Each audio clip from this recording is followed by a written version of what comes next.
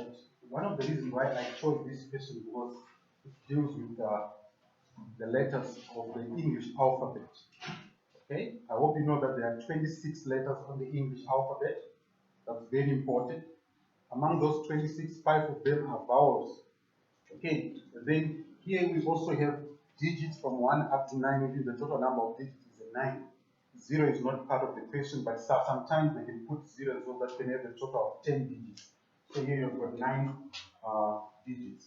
Okay, so in this question, the A, E, I, O, which are the vowels, are not what? Allowed. And Q is not supposed to be used. So out of a total of 26, you can only use 20.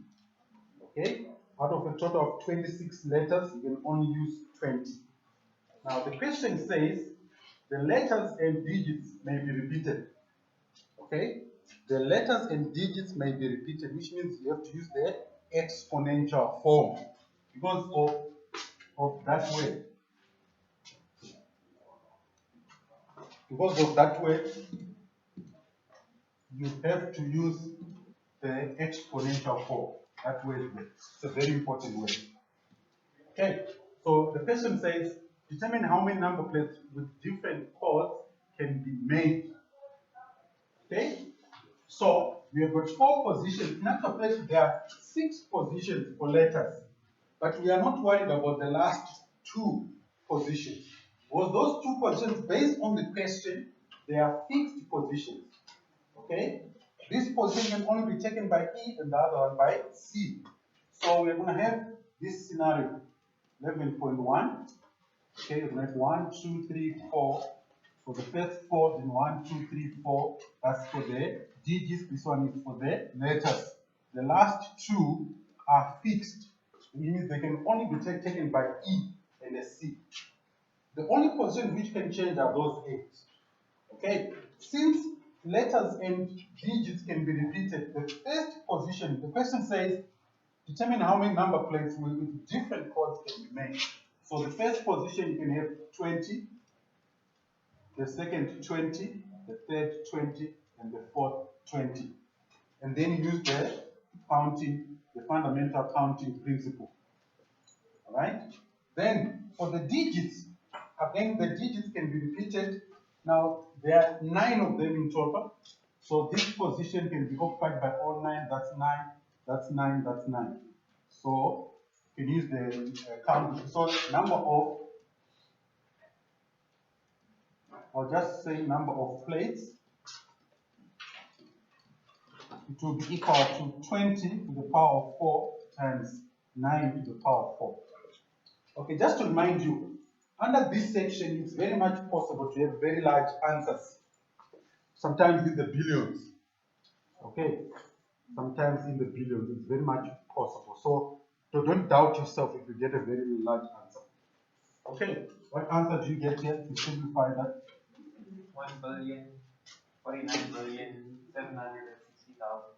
760,000, like that. Okay, so you can make about a billion plus number plates. Okay, so that's the first part. The next part of the question, it says, determine the probability that a code that is randomly selected with the will consist of even digits which are not the same. So, first thing, among these 4 digits, so among those 9 digits rather, they can only take, sorry, they are about how many? They are about 4 even numbers.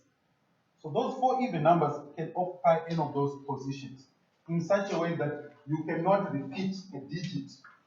Okay, so this is going to be the scenario. Obviously, you have 1 there, which means a different color. That one. So you can have 1 here, 1 there. Okay, now because repetition is allowed, for this question you can have 20 letters there, another 20, 20, 20. And then you use the fundamental counting principle. Now when it comes to the 4 positions for the digits, we only want the even numbered digits. So it's 2, 4, 6, 8. So there are 4. The first position can be occupied by all 4. So if I put a 2 here, I can't put it back there. I'll be left with what? 3, then 2, then 1. And then use the fundamental counting principle. Okay, remember your NS, okay, the total number of all possible outcomes, is the answer you got in the first part of the question. That's your denominator. So here, P, it will be P consists of even digits.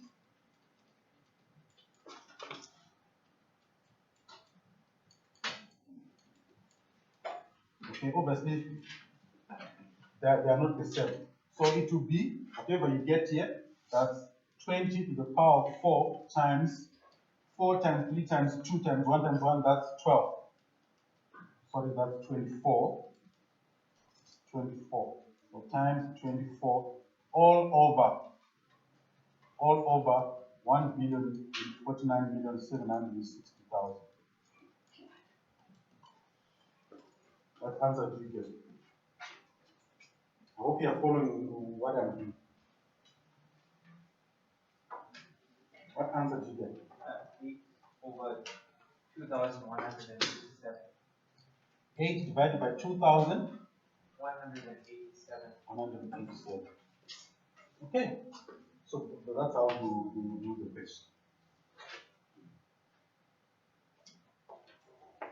Right? So when you're doing these questions, make sure you read carefully the questions, because normally they give you some kind of instruction in the question. If you miss that instruction, you may do the question incorrectly. If you can come out of the exam and say, I got it when it's wrong. Okay, this section is it's a very tricky section. Okay, previously before KEPS, it was part of Maths Paper 3 together with the Euclidean geometry. Okay, it requires a bit of higher order thinking, this section. Okay, any question? But if you don't have a question, then let's move on to the next one.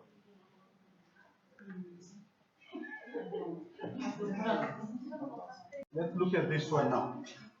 So you've got Johan, okay, and it says those 5 letters, they are arranged in any order without repetition.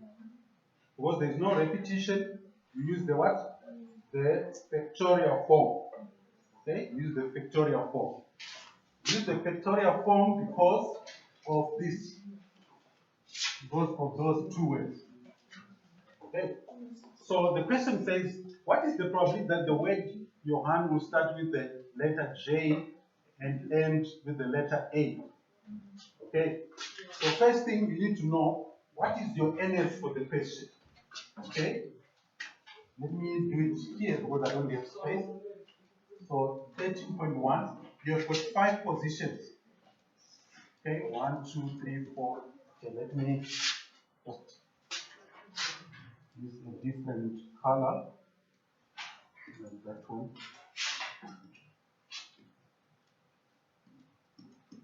Okay, there are 5 letters and they cannot be repeated. So you are going to have 5 here, then 4, 3, 2, then 1. And then you use the fundamental counting principle. So your NS is going to be 5 factorial, which is 120. Okay? First, when you're calculating when you're doing a question on probability, you need to determine your NS, or what is the total number of possible outcomes. If you can't find that, okay, you can spend hundreds of years, you'll never be able to get the answer. So you need to know what is the total number of all possible outcomes. Okay? So we have got it now. So that's 120. Then we want now the number of words that can be formed if J takes the first position and the letter A takes the last position. Okay? So that case now is like this. 1, 2, 3, 4, 5. So the first letter is J, so that's 1. Okay? And the last letter is A, that's again another 1. Because those 2 positions are fixed positions. They can only be taken, the first one can only be taken by J, the last one can only be taken by A, no other letter. Okay, then these three positions here, they can they can be swapped around by the other letters. So we are going to have 3 left, so that's 3, then 2, then 1. Then you use the fundamental counting principle. So you say P, so it will be P, I would say P, start with J,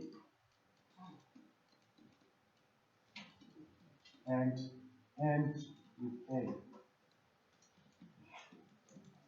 Okay, so that will be equal to 3 times 2, that's 6. So it will be 6 over 120, which is equal to 1 over 20. Remember, your probabilities must always be between 0 and 1. You can't get an answer which is negative in this section, and you can't get an answer which is more than 1. That's a crazy answer. Once you get an answer which is more than 1, it means you are wrong. You get a 0. All right, the last question. Last question, and then we go. So the last question. Right, so for the last question, we've got that family. Now here, the instructions here are very important. Okay, the photographer arranged the 3 married couples, 7 children, 2 grandparents as follows. The couple sent husband and wife together. So you have a husband, wife, husband, wife, husband, wife. Okay? Because you can't have like you've got my case, me, I'm the husband, then my wife may be staying somewhere far away from me. That doesn't make sense. So the husband and wife must stand next to each other. Or I can move to her position, then she can come to my right. Okay? So she can be to my left or to my what? To my right. Which means there are 2 possibilities in terms of each couple. 2 positions. Okay? And then the grandparents too. It's the grandmother and the grandfather. They can also swap their positions. Now the grandchildren can stand in any position. Okay, so one the number of so for 13.2, let me use a different color. That one. So 13.2. Okay, 13.2. Make sure you pay attention carefully. We have got 4 sets of couples here.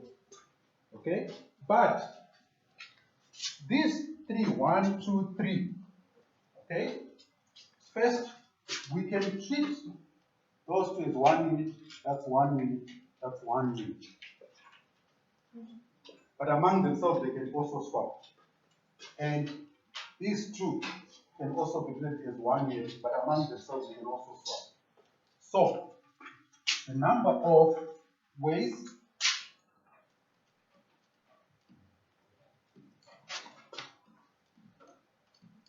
will be equal to, first, let's start with the 3 sets of couples.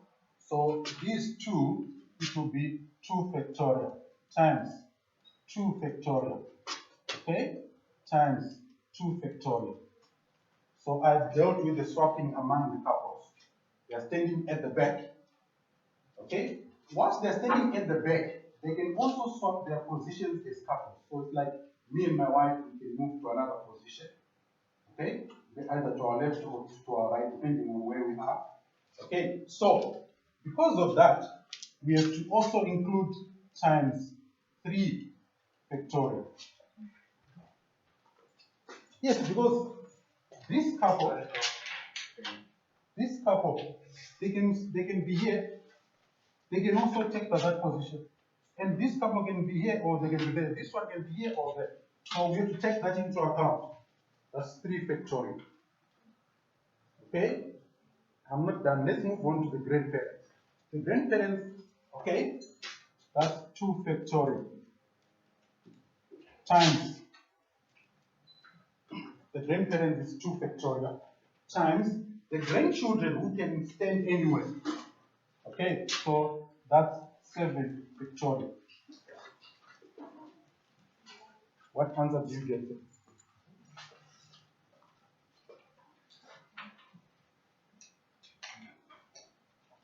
483,840. So that's 483,840 840.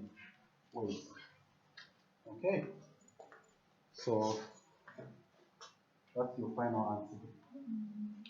Okay, so I think for today I'm gonna stop here.